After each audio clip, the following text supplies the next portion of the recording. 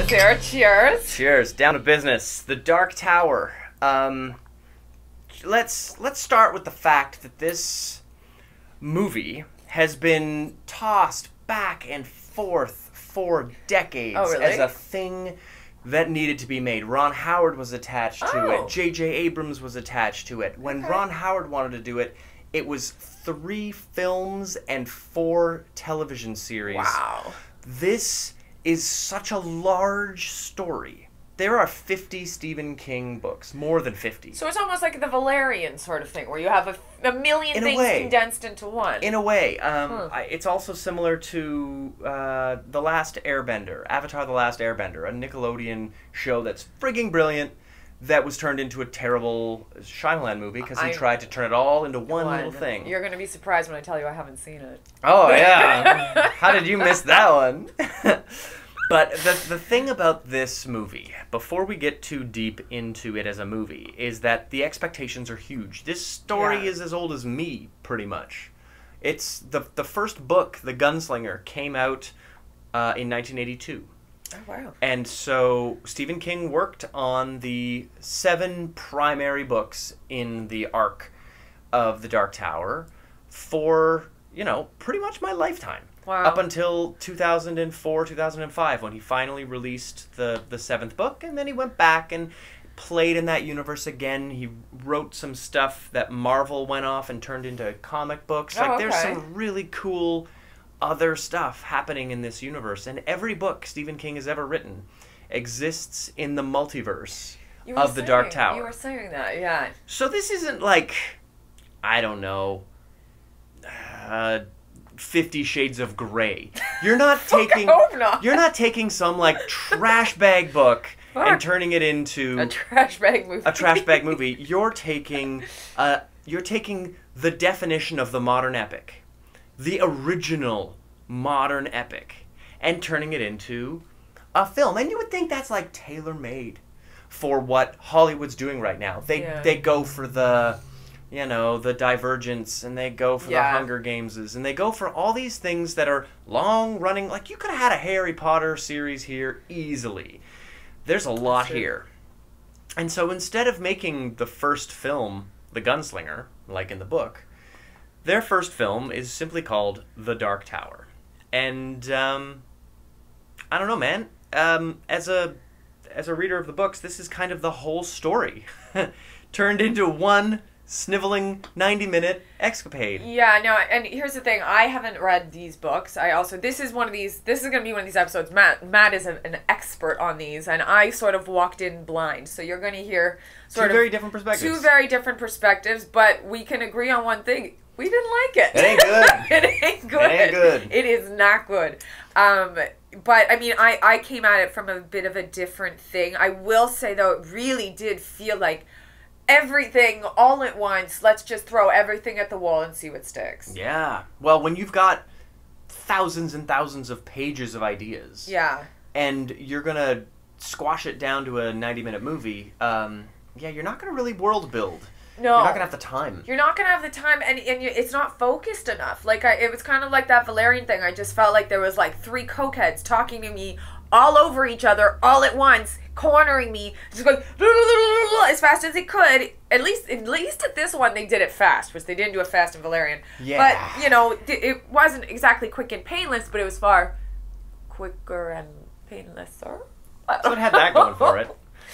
Which isn't raising the bar quite high. But. No, and this director specifically was almost taken off the project in post-production. Oh, really? Because he tried to make it more of what the books are.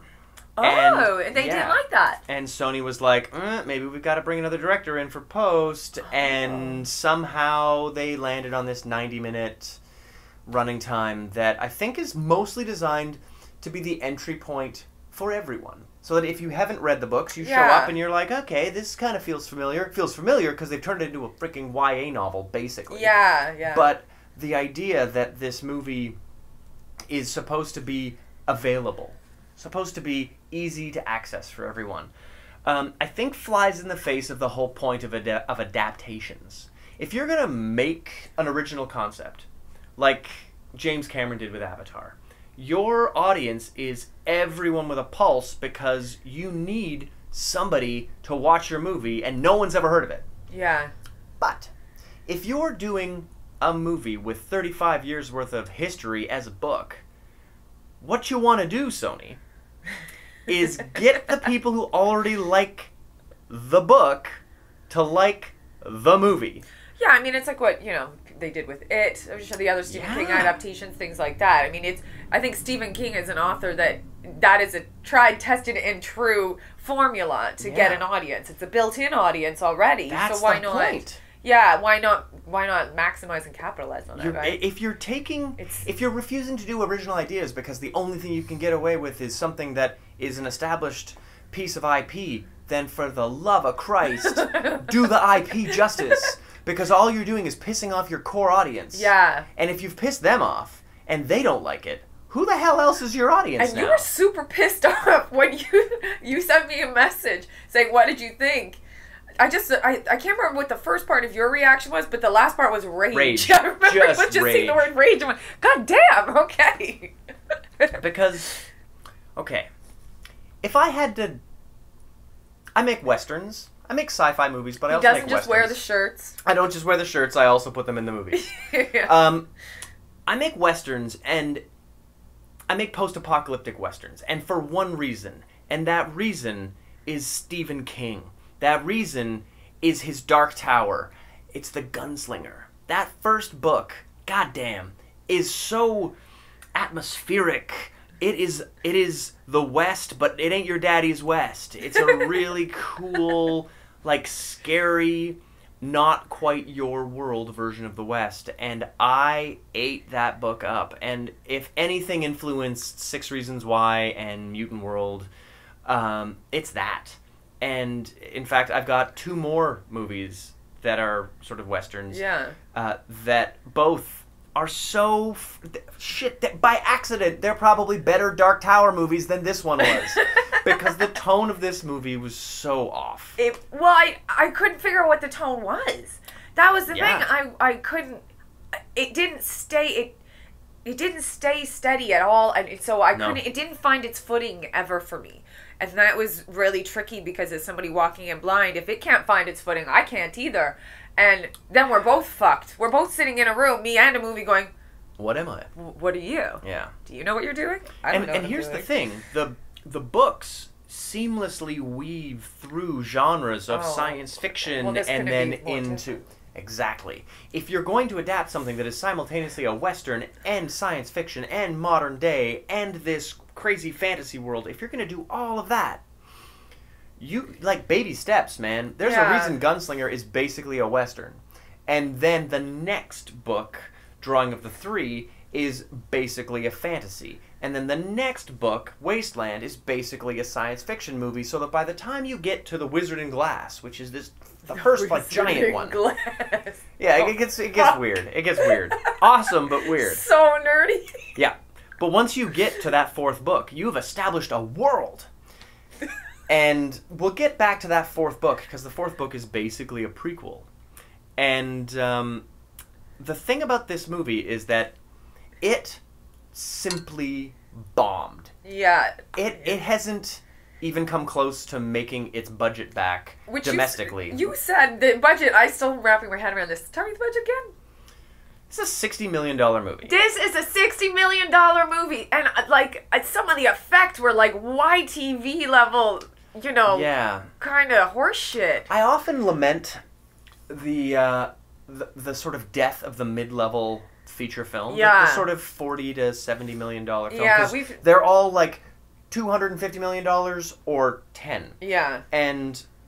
you've got really cool things like what James Wan is doing with his horror universe that you can do in the, like, $20 million range. But you can do shit even cheaper. Look at Blumhouse. You could totally do cheaper. But the thing that drives me nuts is that if you are going to do the epic of our time, The Dark Tower, you gotta spend more than $60 million on it. Yeah. And to be honest, like, this didn't even look like a $60 million movie. Because they tried to do something way too big. Too big. For the money they had. Yeah. And you know what you could have done for $60 million, Sony?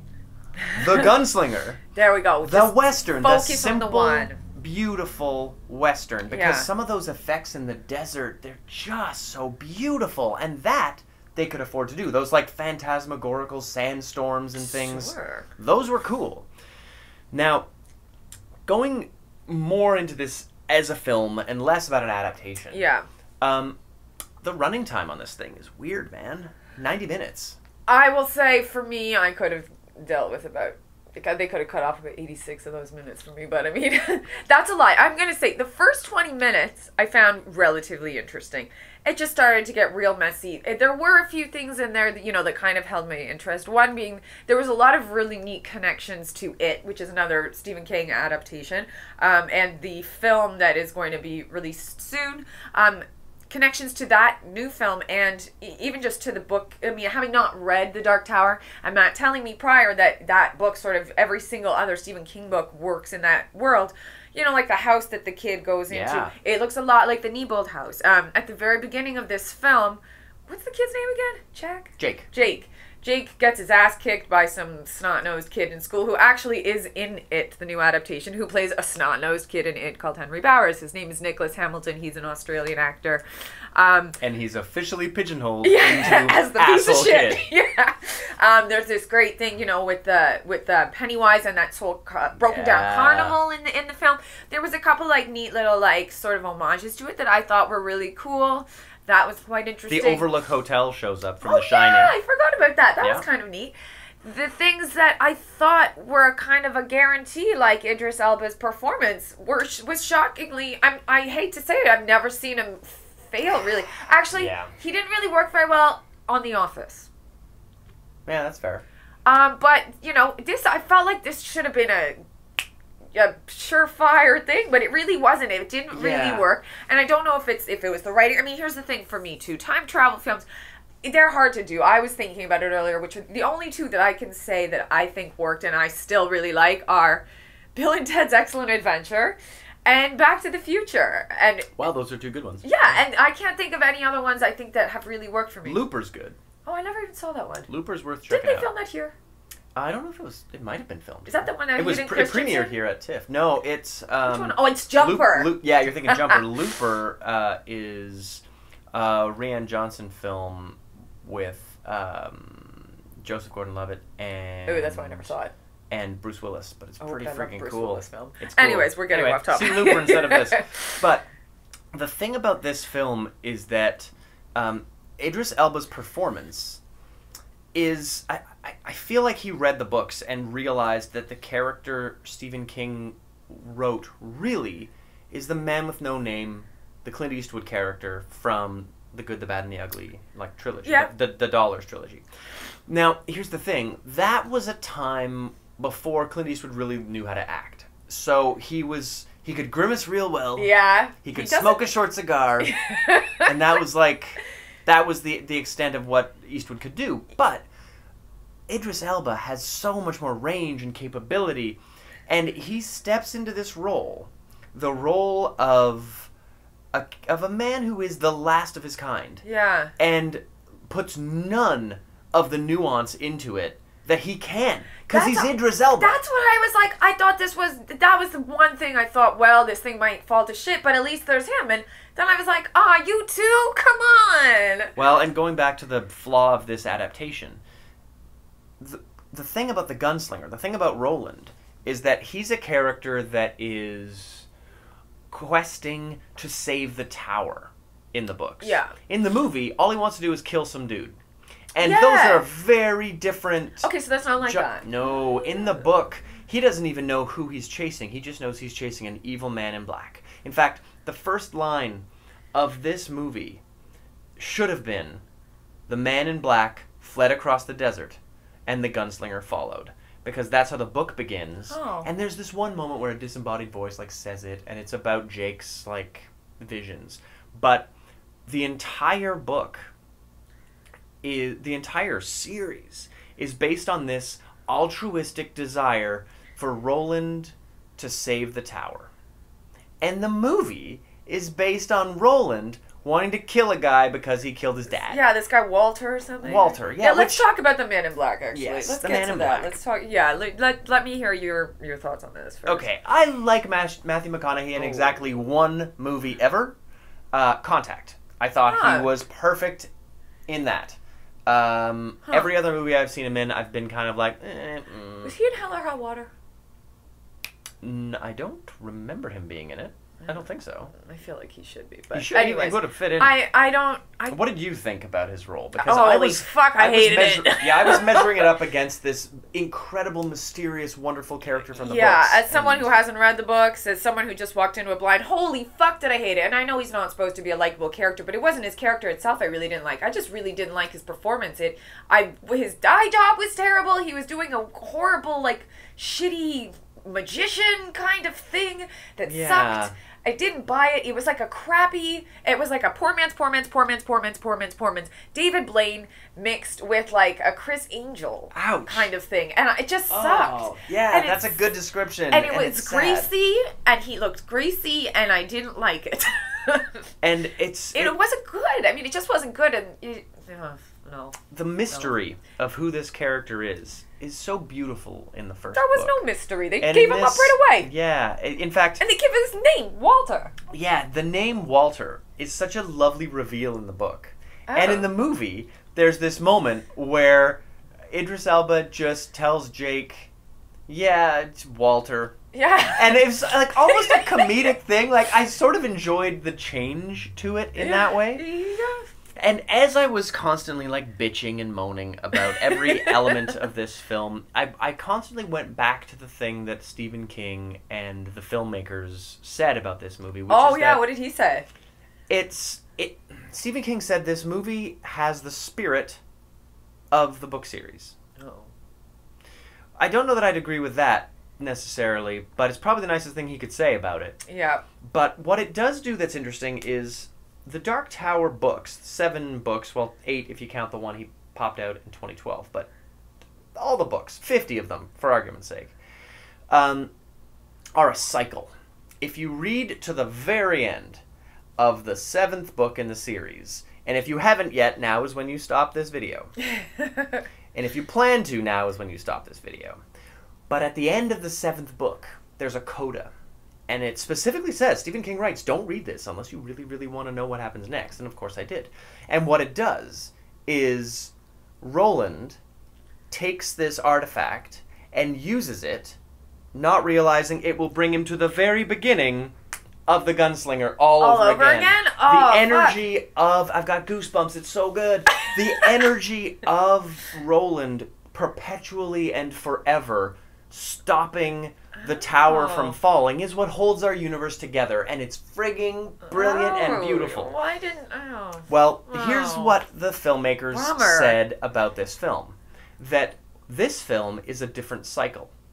That every time it happens, it kind of happens the same way, but maybe it's not exactly the same way. And this movie, that doesn't end in a way that makes you think anything else is going to happen, because happily ever after is pretty much where this movie ends. Yeah, and it kind of just cleaned itself up real nice and quick there. I mean, I doesn't ask any questions that make you want to, see the second one. I didn't even find the final sort of battle even particularly interesting. I will say, though, it had kind of a cool John Woo face-off sort of thing to it, which I liked, but it also had some real shitty stuff with glass and rocks and something. Bad CGI. Bad CG. Worst performances. I didn't find Matthew McConaughey to be...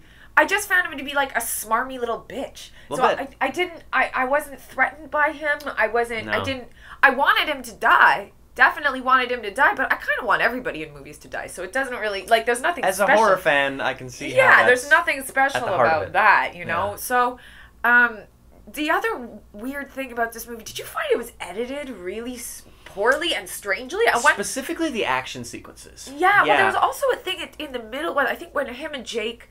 When the gunslinger and Jake meet, there's one where it's almost like in the middle of a sentence, and then it just stops, and they're like standing on this cliff or something. I was like, "The fuck is this a student film?" You can really tell that the filmmaker the filmmakers in their attempt to make something that they could release. Yeah. And to come to a an agreement with Sony on what that movie is, because the studio's got to be happy as well. Which is, that can get absolutely that sometimes can, just you know, get in the way of a filmmaker's vision, or get in the way of a great book being turned into a great movie, or something that an audience will like because the film company decides they want something different. And man, I've made movies with networks and studios, and they have their 2 cents, and if you're making the movie for them, they're the client. Exactly. And it's just unfortunate. Yeah, the thing about this is that it got pulled in 2 directions and landed in the middle.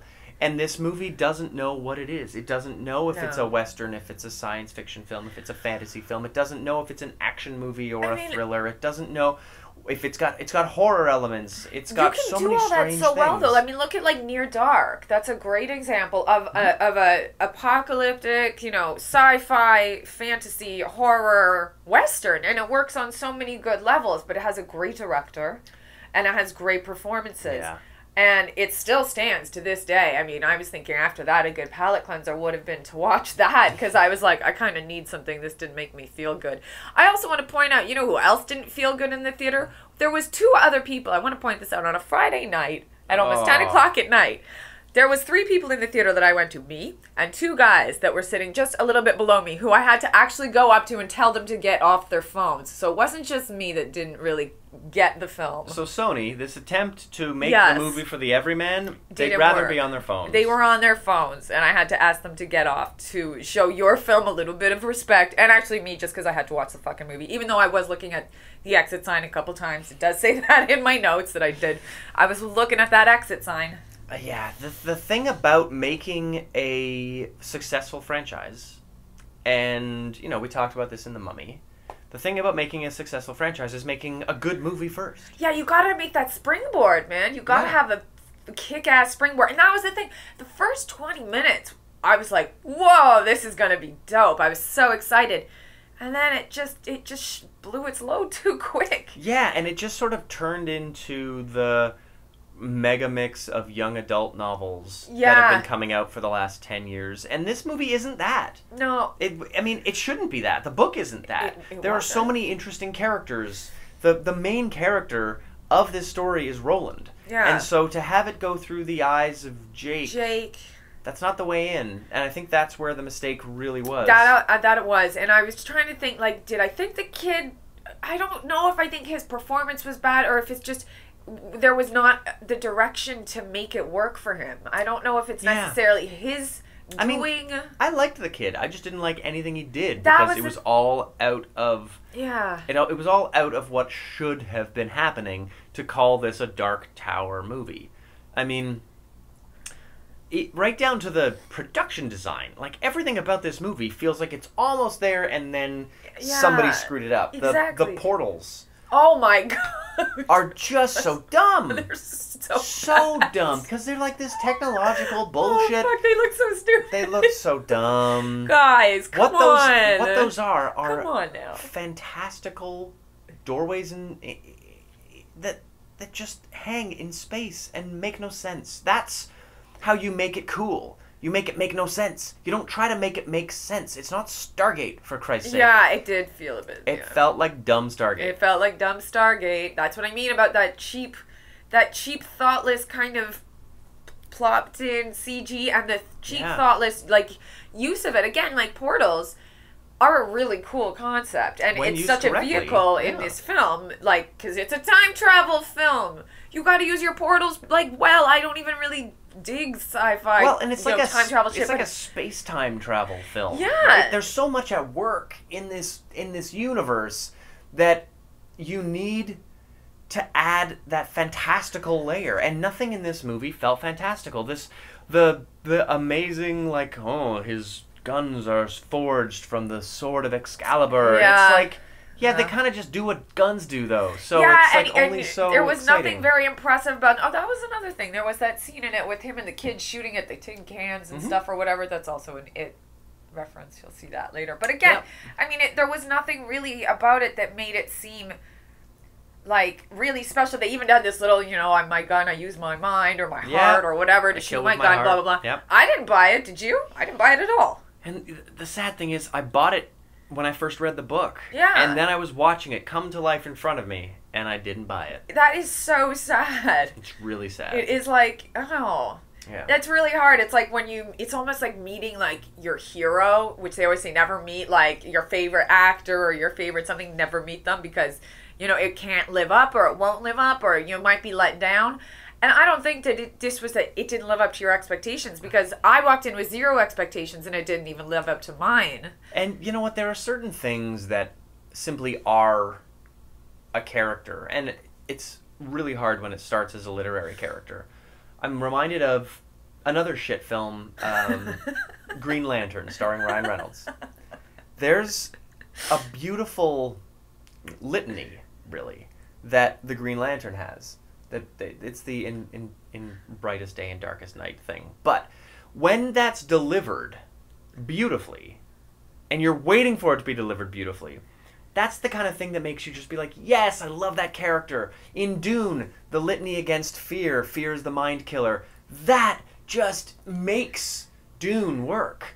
But this is Stephen King's version of that. And you done fucked it up. You done fucked it up. It's just, and you done fucked it up with a great actor. That was the thing I was so amazed at. And I feel bad.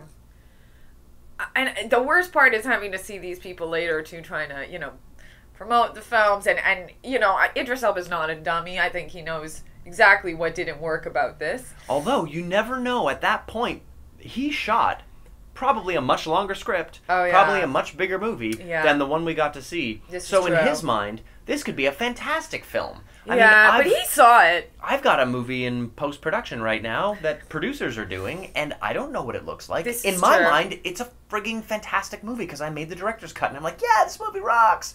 But they could do anything to it. This is and for all we know, Idris Elba was like, that script was off the chain brilliant. Yeah. I did a bang-up job. All my scenes are incredible. And then none of them make it on the screen. Yeah, this is true. This is quite possible. I mean, but he did have to... I'm sure he did see it. And I feel bad. The only thing I knew going into this was, I may fucking hate this. This may be another, like, disaster movie for me. But at least... there's Idris Elba who will put on a good performance. He can perform through any kind of garbage, and he couldn't. No, this was a special flavor of garbage. This was definitely its own unique Sony. I will give you this. You made a very new flavor, unique flavor, and smell of garbage. Nobody's done yet. I don't know.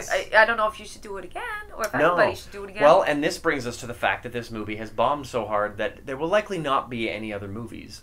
But the filmmakers and producers are dead set on making a television series that's a prequel.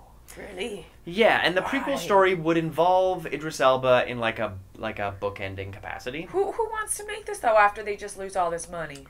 Well, this is such a beautiful property that people believe they can rescue it, pull it out of the fire. I mean, look at Man of Steel. That movie kind of blew, and then they kept making crap movies until this new Justice League movie apparently is a good one, and Wonder Woman was. But you have to change up your formula, and if you're going to use the same, filmmakers, same everything... I don't know that it's the same filmmakers. Oh, okay, It is the same producers. Okay. But, with any luck...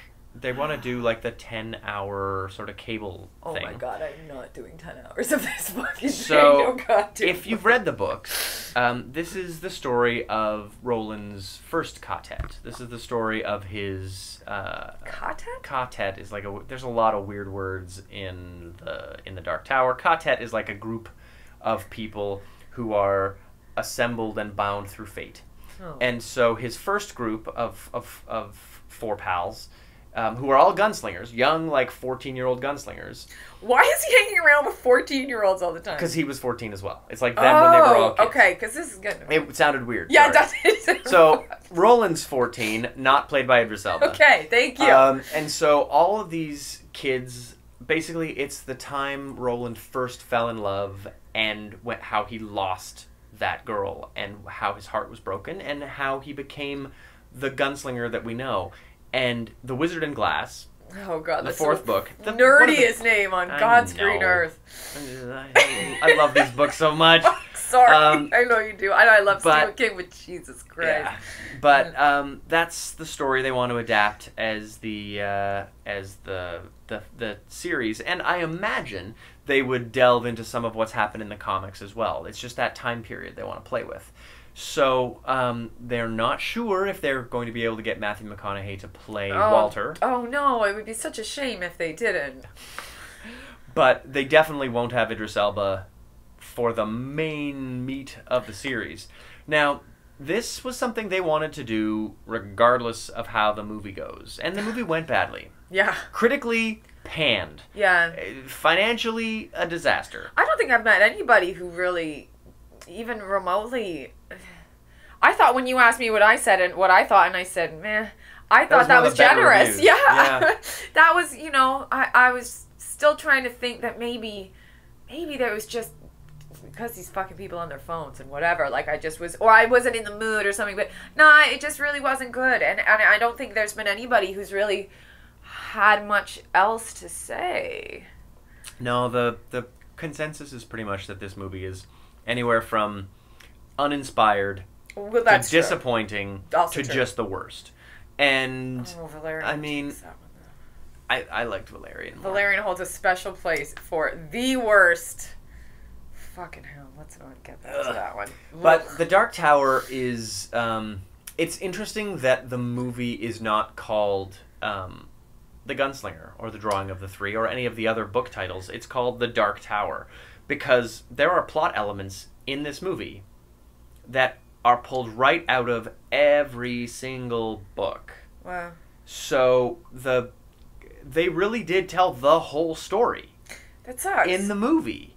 And I don't understand why. Like, there's no bad guy, there's no threat at the end of this movie. The tower is safe. Yeah. Like, everything that happens Jake in this has movie... a new parent kind of thing. Like, the thing is, in the first Gunslinger book, in the first Dark Tower book, The Gunslinger, Jake dies twice. Oh, cool. Yeah, like, crazy shit happens. And in this movie, Jake is just, like, a little bit kooky. Yeah, he's That's a little all he's bit got going weird, on. and his mom and his weird, really angry, incredibly and inexplicably angry, like, wicked stepfather kind of thing.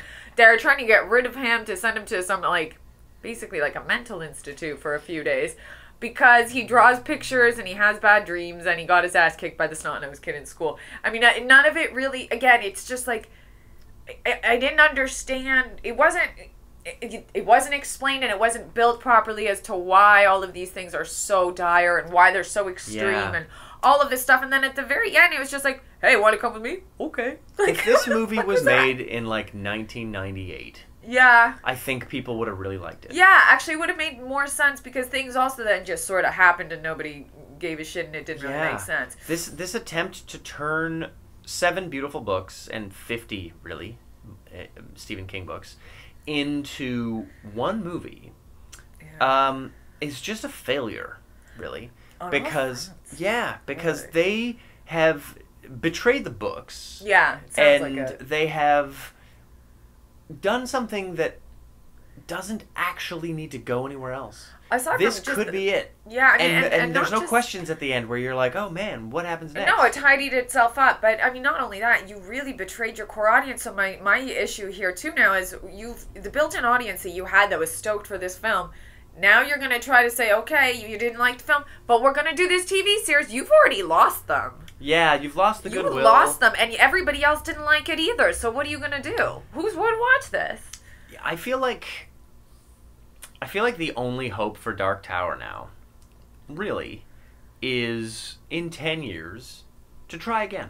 Yeah. And to do it correctly. Hopefully everybody forgets about this one. Yeah, right. Just a blip on the radar. It's like the animated Hobbit movie.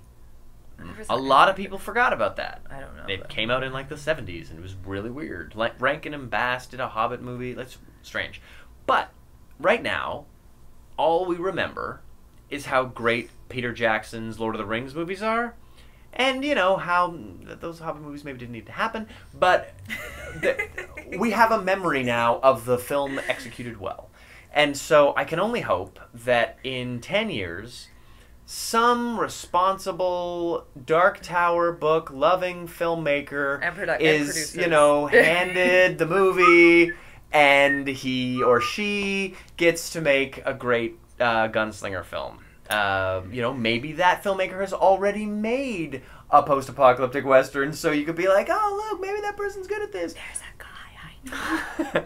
But no matter what happens with the Dark Tower, I hope that someday this truly epic, awesome pop culture opus gets turned into a movie and a series of movies that are deserving, because this is not it. I want it for you so bad. I do. You were so stoked, and I hate seeing, you know, people's like favorite things kind of fall to shit. So I'm sorry about that. This one sucked. Thanks. I appreciate that. I do feel bad. I mean, I don't want to say up top, but But you know what? We've got what looks like a really good Stephen King movie coming. Oh, fuck yeah, we do. With It. We've got this remake of Flatliners coming up. Hell We're yeah, gonna do that. We've also got some neat sort of underground movies that we want to do as well that are coming up. And then there's Thor Ragnarok. So I'm thinking we're moving into a fall that is going to have some exciting movies for us to do. So, dude, let's up top about that. All right, up top.